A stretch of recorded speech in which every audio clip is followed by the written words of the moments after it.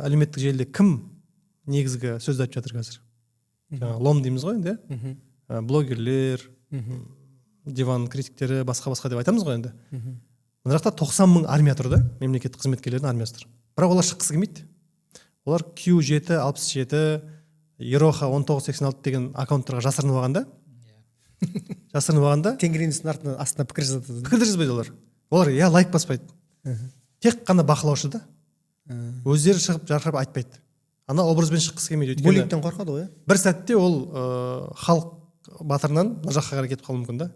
Мысалы, кеше осы алыс қалған жоқ қой енді, Алматыдағы әуежайда болған оқиғада адам бір сәтте жұлдыз болды да. Бірақ тура сол сияқты біздің бір қоғамның мықты өкілі болып жарқырап тұрған адамда бір сәтте, бір-ақ сәтте оны лақтырып жіберуге бір не бар да? Ықтималдық бар да. Бұл қоғамда адамдарға қателікке, адам ретінде қателесуге құқы жоқ қой адамда.